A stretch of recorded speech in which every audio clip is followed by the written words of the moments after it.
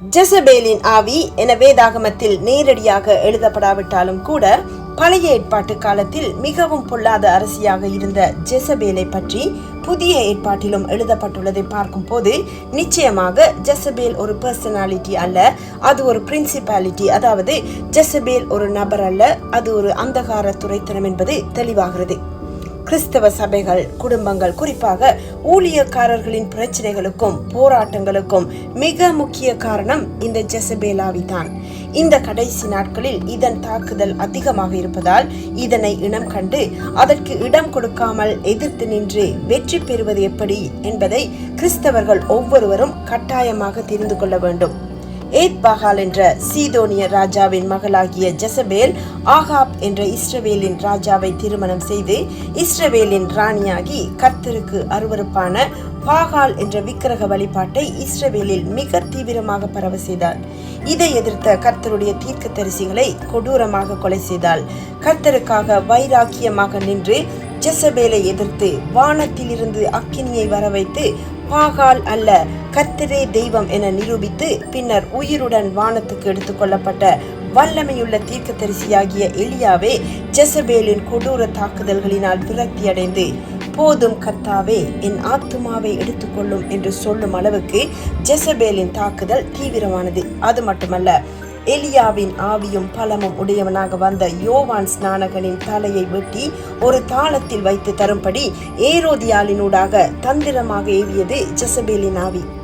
இஸ்ரவேல் மக்கள் தேவனால் கைவிடப்பட்டு தேசத்தை இழந்து உலகமெங்கும் சிதறடிக்கப்பட்டு இன்று வரை அனுபவிக்கும் போராட்டங்களுக்கும் யுத்தங்களுக்கும் அழிவுகளுக்கும் மிக முக்கிய காரணம் இந்த ஜெசபேல் ஆவிதான்.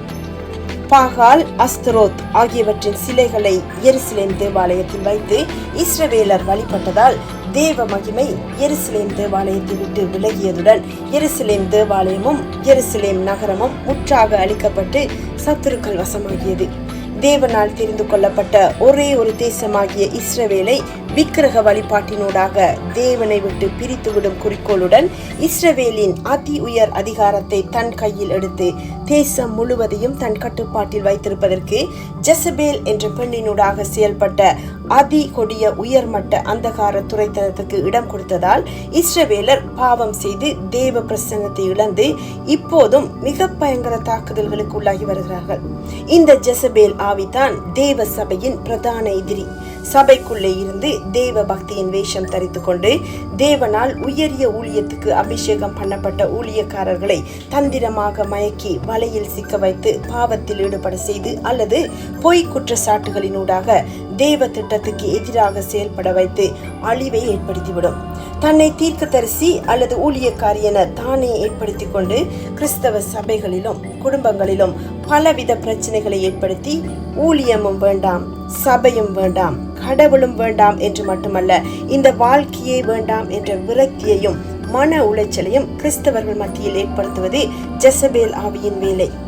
அபிஷேகம் பெற்ற ஊழியக்காரர்களும் தீர்க்கதரிசிகளும் அந்தகார ஆதிக்கத்துக்கு எவ்வளவு ஆபத்தானவர்கள் என்பதை அறிந்துள்ளதால் அவர்களின் குரலை ஒலிக்க விடாமல் செய்து ஊழியத்தை தடை செய்வதற்காக மிக திறமையுடன் காரியங்களை கையாளும். பிரபலமான ஊழியக்காரர் தீர்க்கதரிசிகளை கூட நிலை குலைய செய்வதற்கு சாட்சியங்களுடன் குற்றப்படுத்துவதும் இந்த ஜெசபேல் ஆவியின் செயல்தான். ஜெசபேல் ஆவி பெண்களுக்கூடாக மட்டுமல்ல, ஆண்களுக்கூடாகவும் செயல்படும். எங்களுடைய போராட்டம் மாம்சத்தோடும் இரத்தத்தோடும் அல்ல, துரைத்தனங்களோடும் அதிகாரங்களோடும் இப்பிரபஞ்சத்தின் அந்தகார லோகாதிபதிகளோடும் வான மண்டலங்களில் உள்ள பொல்லாத ஆவிகளின் சேனைகளோடும் நமக்கு போராட்டம் உண்டு என்பதை தெளிவாக நினைவில் கொண்டு மனிதர்களுடன் போராடுவதை விட்டு இந்த துரைத்தனத்தை தேவ வல்லமையுடன் ஜெபத்தில் எதிர்க்க வேண்டும். திராட்சை தோட்டம் போன்ற ஊழியங்களை கீரை கொள்ளையாக்க வேண்டும் என்பது ஜெசபேலின் நோக்கம். இதை ஆவியில் உணர்ந்து கொள்ள முடியாத கிறிஸ்தவர்கள் குற்றம் சாட்டப்பட்ட ஊழியக்காரர்களை சொல்லால் அடித்து ஊழியம் செய்ய விடாமல் தடுப்பது நாபோத்தை கல்லால் அடித்து கொலை செய்ததற்கு சமமானது. கிறிஸ்தவர்கள் பலர் ஒருவரை பற்றி சொல்லப்படும் குற்றச்சாட்டை விசாரிக்காமல் நியாயம் தீர்த்து ஜெசபேலின் அடியாட்களைப் போல செயல்பட்டு அதன் வேலையை முடித்து வைப்பது வேதனைக்குரியது. இவை எல்லாவற்றுக்கும் ஒரு நாள் தேவனிடத்தில் கணக்கு கொடுக்க வேண்டும் என்பதை நினைவில் கொள்ளுங்கள். ஜெசபேலின் ஆவியை இனம் கண்டு எதிர்ப்பது எப்படி என்பதை இன்னொரு வீடியோவில் பார்க்கலாம். தேவனுடைய பலத்த பாதுகாப்பு உங்கள் மீதும் உங்களை சார்ந்தவர்கள் மீதும் இருப்பதாக.